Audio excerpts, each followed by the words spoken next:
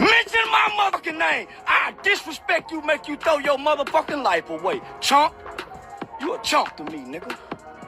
You and your clique are mob ties, nigga. Y'all can suck my dick. Let me tell you something, homie. I didn't have no show. I was working with the same organization that works against you niggas. James Prince got a house full of them niggas, them sex offender peddlers. Cause the FBI want the Houston Police Department and James Prince too. Why you think Houston police keep turning the other way on all these murders, nigga? How do you think James Prince can get a police report, nigga, to an open murder investigation that includes his son? And none of the stuff is redacted. None of the information on this none of this names is blotted. How can James Prince get access to that, nigga? So, nigga, he working with the police, I'm working with the government, nigga. Come on out here, nigga. Bring your bitch ass on out here, nigga. We ready for war with anybody, nigga. I ain't just talking. You bitch ass nigga scared of James Prince. Fuck James Prince. Fuck his daughter, his kids, his organization, nigga. If you a mob, I'm a nation. All right, buckle up. Charleston opens like someone lit a fuse in a fireworks factory. He's not whispering, he's screaming that he's been in the same circles and that he's been looking at receipts that apparently point straight at the princes and the police. He drops the FBI line like it's a mic drop. FBI want Houston PD and Jane Prince too. And immediately the vibe flips from gossip to federal thriller. Are you telling me the family who built an empire also has backstage access to unredacted murder files? That's either blockbuster-level corruption or the loudest conspiracy theory of 2025. Then he doubles down. How can James Prince get access to that? Translation: official papers, no redactions, same names, like someone handed VIP clearance to the crime scene. Who else raises an eyebrow when a name isn't even blotted out? Yeah, me too. Charleston isn't playing coy. He literally says he's working with the government. Pause. That's not flexing, that's a walking subpoena threat. So now we've got a man saying he's got federal backing and a rival with enough clout to allegedly bend police procedures. Which one sounds more dangerous? Trick question. Both. He calls for war like it's a street rap bar, but means it in the nuclear way. Bring your ass on out here. We ready for war. Is this bravado or a legal warning dressed as tough talk? Either way, it's attention-grabbing chaos. Hot take, this whole check-in culture, where celebs supposedly have to register with local bosses to feel safe, suddenly smells less like protection and more like a shakedown in a tuxedo. Charleston's framing? If you need to check in to walk your dog, your security model might be extortion with a better font. Rhetorical moment. If James Prince can call the police and unredact files, who's really running the clipboard in Houston, the badge or the ledger? Fans on X are already losing their minds, half cheering that someone's finally saying it, half begging him to be quiet before someone disappears the mic. And yeah, the delivery is classic Charleston, volatile, unfiltered, and probably illegal to ignore. He ends that first blast with straight-up fearlessness. You scared of James Prince, but then he flips it, telling the world he's not scared of anyone. Cliffhanger. He's set the stage, federal whispers, police access, and a threat of war. But that's not even the wild part. Run up on me, James Prince. I'm gonna go to war with the goddamn police for all this shit I got in here, nigga. Wrong with you, nigga. I can go to war with police. Wrong with you, bitch ass. I don't give about nothing, nigga. You bitch ass niggas, James Prince, mob ties, nigga, and sister nigga, come go to war with a nigga ready for war. And there it is. Charleston goes from throwing jabs to straight-up detonating grenades. When he says, if you a mob, I'm a nation, that's not just a diss, that's ego warfare. The man basically crowned himself bigger than the mob. Like, sir, this isn't the Godfather reboot, this is Texas Twitter Live. He's not just dragging J. Prince Jr., he's roasting the whole idea of mob ties, the entire mythology that's made Houston's check-in culture sound like a mafia franchise. He's calling out every unwritten rule in the book, basically saying, if I gotta check in to visit your city, what does that make your city? A vacation spot or a hostage zone? Then he hits the sarcasm pedal. Make Taylor Swift check in. Make Khloe Kardashian check in. Make Post Malone check in. You can practically hear the crowd gasping and the internet typing in real time. Fans on TikTok are losing it, dropping comments like, greater than not Charleston telling them to make Taylor Swift check in skull and crossbones. Imagine Post Malone pulling up to Houston like, hey, where do I sign?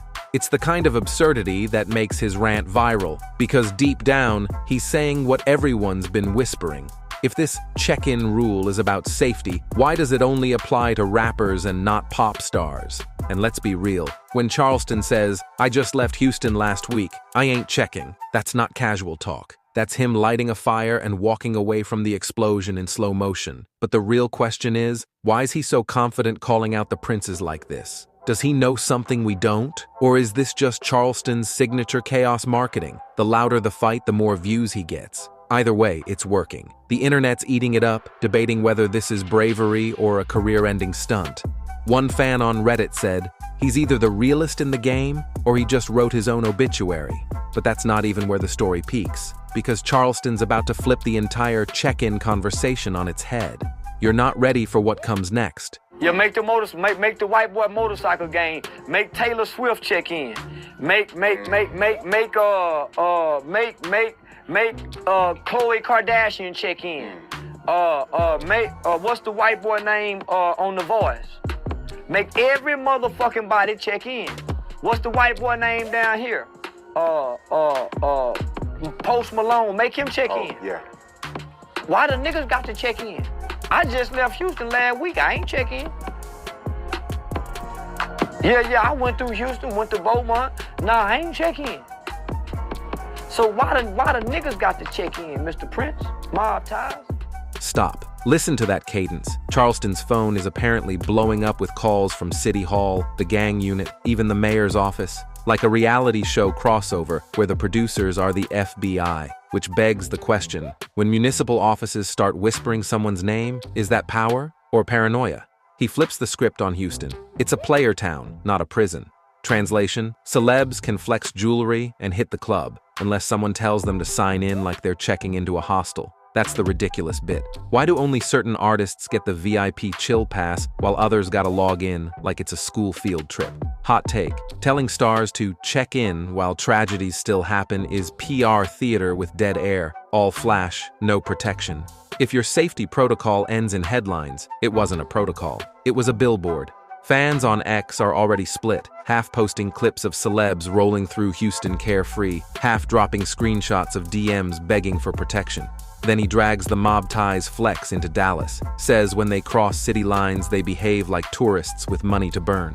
So what we're hearing is performative intimidation, loud in hometown, quiet on the road. That's either cowardice or smart optics. Which one do you pick? He invokes Takeoff, and that's the pivot. Bringing a tragedy into this argument isn't a punchline, it's a grenade. Charleston is saying, you demand check-ins and respect, but blood still stains the receipts. Ouch. That's not just a dig, it's a full audit of the protection pitch. Rhetorical jab. If you're selling safety and people still die, did you sell anything at all? Or just a logo? Reddit threads are already churning with two camps. Charleston's right versus, he's baiting a lawsuit. One viral comment read, they sell fear like merch, but who's refunding the families? Cliffhanger. Charleston's dialing up pressure. But the part that actually makes people pause is what he suggests next about motive and method. Here's where everything explodes. Everybody got to check in, y'all. Now I'm checking in with the police department. Police department told me, hey man, you got a problem with Mr. James Prince. Austin, we hear you got a problem with James Prince. Man, we scared of him. I swear to God, y'all, I just got the call from the Houston's mayor's office and the gang unit police department in Houston, Texas. They are scared of fire rappers. Houston is more of a player town. Them Houston way player, homie. They ain't just hunting down celebrities. You can go to Houston with your jewelry on. Go to the club and have fun. Takeoff was just a fluke. But you can go to Houston and party and have fun all night. Go to different sides of Houston. And you can't do that you can't do that in LA. Okay, Charleston's pivot is deliciously petty and painfully strategic. He gaslights the whole mob flex by comparing it to the OG mafia with union contracts and courtroom clout. Translation, if you ain't running construction bids and twisting judges, you're not a mob, you're a scare brand with merch. That's a savage deconstruction of reputation economy. He then lowers the hammer. San Antonio, other cities. You can still be a star as long as you don't RSVP to Jay Prince Jr.'s club meeting. In short, the fear sells power, but power without teeth is cosplay. Hot take. Calling someone the boy is old-school Texas slang for calling out the frontman, and Charleston's basically saying Jay Prince Jr. is the frontman for a soundstage, not a syndicate. Oof.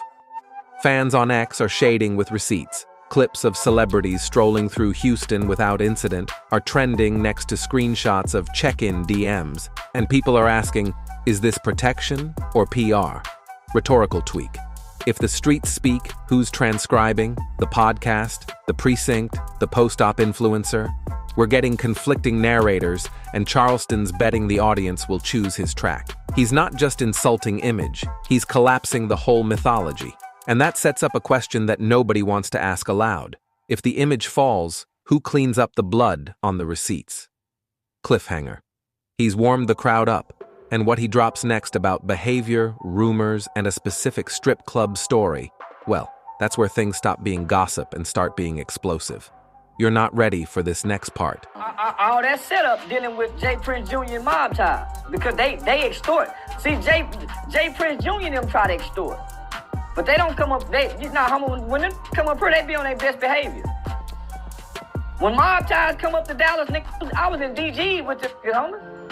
When Houston played Dallas, throwing money like a motherfucker. They be on their best behavior. They only try to play the mob ties extortion to the weak rappers. But come on, homie, you heard what Sauce Walker told, man. Yeah, man, y'all, homie, nah, Houston is a player town, homie. Okay, let's just pause right there because Charleston didn't just throw shade. He launched a verbal missile straight through Jay Prince Jr.'s family portrait. He's not just calling him out as a fake gangster, he's accusing him of dragging his father's legacy through the mud. Like, imagine being the heir to one of hip-hop's most respected street moguls and getting roasted like a spoiled private school gangster. That's a diss with historical context. Then Charleston flips into full chaos mode, pulling up alleged strip club stories that sound straight out of a Reddit thread titled, "Rappers Who Wild Out After Midnight." People online are losing it. TikTok stitches are flying with captions like, "Not the fingernails, bro," and Jay Prince Jr. needs to check in with a manicurist first. This is Charleston's signature move. He doesn't just insult, he paints a picture so vivid that Twitter turns it into a meme template by morning. And here's the real tea. Every time Charleston drags someone this hard, it's not random. He's dismantling the untouchable image brick by brick. First the power, then the respect, then the manhood. He knows exactly how to keep the internet talking. The deeper question, when you blur the line between gossip and public record, who really owns the narrative, the mob ties or the meme lords? But that's not even the wild part, because the next clip, he starts calling out the entire system behind mob ties like he's auditioning for a Netflix docuseries titled Houston's Untold Check-In Files. I don't think they mob ties is mob ties, or it's rap-a-lot ties, but they ain't got no mob to move nothing in America. They can't persuade no judge like the real Italian mafia can. They ain't got no construction contracts like the real mob ties in New York has with the unions. And no. They just playing gangster like the niggas playing. Jay Prince is a mogul, but he don't have a mob. And he not a mafia. It's dangerous. It's a lot of places that's dangerous. But you can go as a black rapper, a black celebrity, and have fun in these towns, long as you don't check in to Jay Prince Jr. Jay Prince Jr. is the boy. Everything happened around him. He the boy. Not the city of Houston. Jay Prince Jr. is the boy trying to play gangster mob. The homie really discrediting his father's name and legacy. Cause he private kid school, so why would you check into the private school? Private school, homie. Now, Jazz is way more player from what I heard. But Jay Prince Jr. go beat up the bitches, stick his long fingernails when they walk by the strip club, bite their booty, all kind of shit. He an unruly motherfucker. You done heard the rumor, man. Come on, homie. Yeah, all the girls in the strip club say he got long fingernails, be trying to stick his fingers up in there. This is where Charleston stops being funny and starts sounding like an informant with a podcast. He's calling mob ties a scare tactic, mocking their so-called protection like it's a pyramid scheme with chains and threats. Think about it. He's basically saying, you only in danger if you believe the myth. That's power psychology 101. Control through fear, not facts. and then he casually drops that he recorded conversations after Takeoff's death? Brother, that's not tea. That's a federal deposition with a ring light. Reddit's already dissecting this line like it's a Zapruder film. Was Charleston hinting he has unreleased audio? Did he just confirm he was there? TikTok sleuths are syncing timestamps. Fans are posting theories like, he knows too much. Charleston's tone here is pure confidence, the kind of laugh you hear from someone who's holding more than receipts, maybe evidence. And when he says fake dice, he's implying the night Takeoff died was rigged, not by chance, but by setup. That one detail turned a late-night rant into an unofficial investigation, and the irony? The same check-in culture that's supposed to protect people might have been the reason someone didn't make it home. Charleston's taunting, "You'll be fine in Houston, just don't buy the myth." But under the sarcasm, there's a warning. Maybe the real danger is believing the brand. But the next part? Oh, it gets darker. He starts connecting dots between mob ties, extortion, and who's really pulling strings when celebrities roll into Houston. You'll be all right in Houston. But if he tricked you in thinking you got to come be with them, they go. Remember, they was shooting the fake dice on. I had him on recording, telling the story. Right after the day, he telling me how Takeoff was quiet, and the Quavo was doing all the talking. So I know one of them called to come shoot the bad dice on. So if you like to gamble, yeah, you go get caught up with Boosie and all them with the J. It's homie, yeah, nah. But if you stay away from the crowd and you just with who you with, and you can have fun in H-Town. It's a party town. Have fun till the sun come up.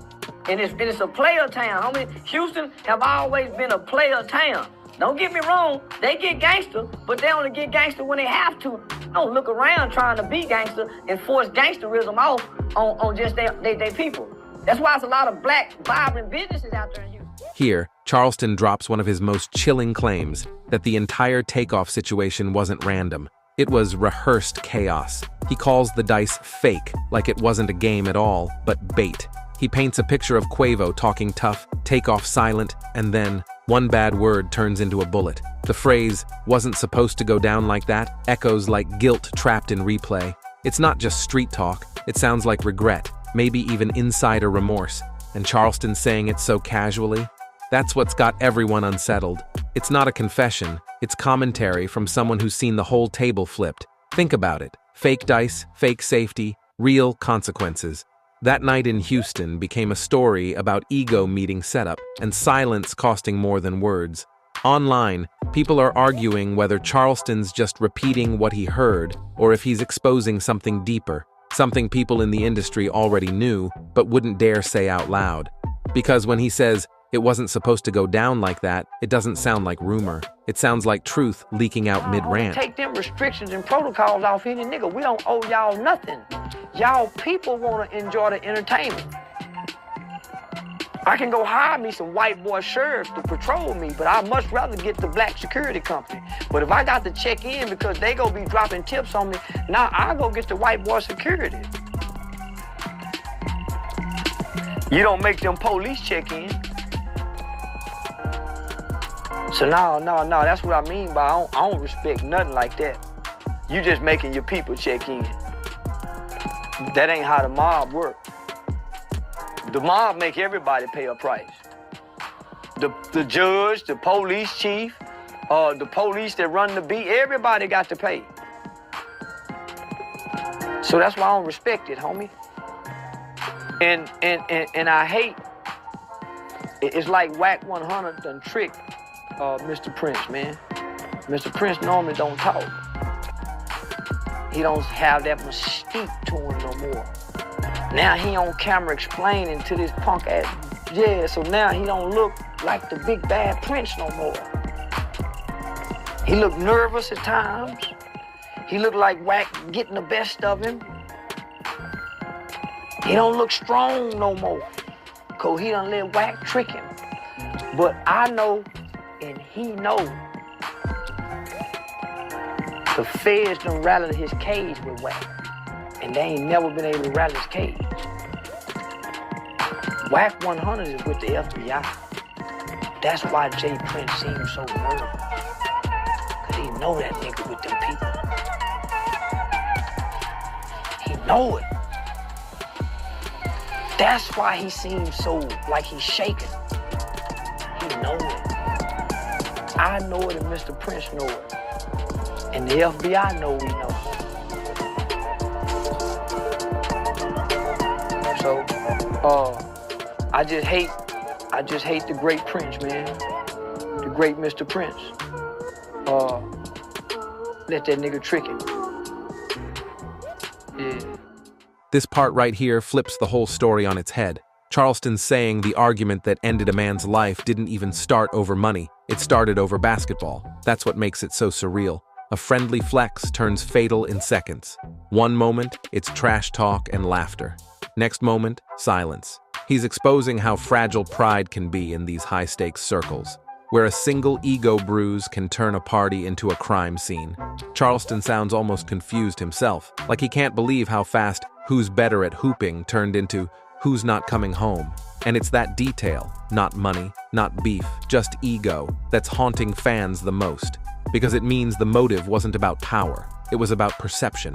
Online, people are replaying this segment frame by frame, wondering if Charleston's retelling is first-hand info or a whispered truth passed down from someone who was there. Either way, this moment makes the whole story hit harder, because it reminds us how quick pride can pull a trigger. It's Charleston White on mine. I don't claim no gang. I don't claim no city. Nigga, I represent a nation. Nigga nation. And I don't give a fuck about none of you bitch ass nigga. Me and my family got land.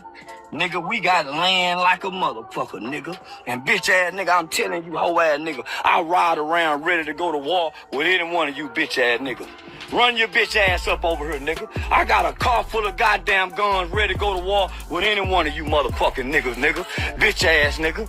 I got over 50 motherfucking guns in there, bitch ass nigga. I go to war with any of you hoe ass niggas. Bulletproof vests and everything, nigga. Don't give a fuck about none of you niggas, nigga. You talking about this nigga nation, bitch ass nigga. Run up on me, James Prince. I'm going to war with the goddamn police for all this shit I got in here, nigga. What's wrong with you niggas, nigga? I can go to war with the police. What's wrong with you, bitch ass? I don't go about nothing, nigga. You bitch ass niggas, James Prince, mob ties, nigga, and Houston, nigga. Come go to war with a nigga ready for war. And there it is, the line that split the internet in half. Charleston throws away every fan theory, every TikTok ritual breakdown, every YouTube deep dive about sacrifices. He's saying point blank, it wasn't spiritual, it was stupid. But here's where it gets wild. Half the internet didn't want to hear that. Because chaos sells and conspiracy clicks harder than common sense. Twitter went nuclear. Some said, finally, someone's speaking the truth. Others accused Charleston of protecting people by downplaying what really happened. It's like no matter what he says, somebody's got a problem. And that's exactly how Charleston keeps his name trending. But beyond the noise, his point hits deep. It's not always about hidden agendas. Sometimes it's just grown men too prideful to walk away. And if that's true, it says something dark about fame. That the higher these men climb, the faster they forget that peace is free. But hold on. Because the next part Charleston drops makes everything way more personal. That ain't got nothing to do with Houston. That have more something to do with him having something to do with Dog. And she playing gangster. But if, man, you can go to Houston, man, and really enjoy yourself. You can. Cause this thing, I done said Jay Prince and had sold out shows. I done talked about ESG. And I go to Houston and enjoy myself. Charleston's not lying here. This is where the internet's hypocrisy really shows. Everyone claims they want honesty, but when someone actually speaks it without a filter, suddenly he's doing too much. It's the same double standard that fuels every viral cancellation. People don't want truth. They want entertainment that feels like truth. And Charleston? He's the master of that tightrope, saying what everyone's whispering, but loud enough to make them uncomfortable. Social media turned on him the second his version of the story didn't fit the conspiracy template. Reddit threads, TikTok edits, reaction videos, all twisting his words like origami. But maybe that's the point. Controversy is his currency. And every time the internet calls him the villain, his views skyrocket. It's almost poetic. The man who calls out clout chasing becomes clout itself. But trust me, the next thing he says, it's not just controversial. It's career-ending level shade. That's important to do when you are under attack by feds or any police force, anything, period, is to not be afraid to put the spotlight on it.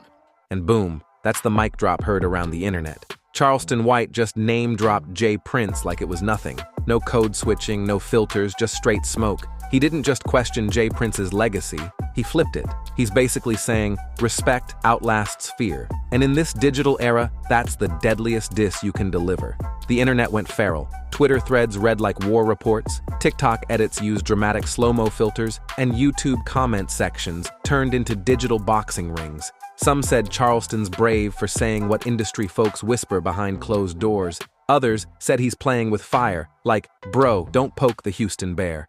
But this is Charleston's formula. Stir the pot, spill the truth, and dare the internet to pick a side. It's what keeps his name in every algorithm loop. And beneath all the chaos, there's a hard truth nobody wants to admit. In a world where intimidation once ruled, viral transparency is the new power. You can't silence someone who thrives off being unfiltered. Charleston White knows that better than anyone.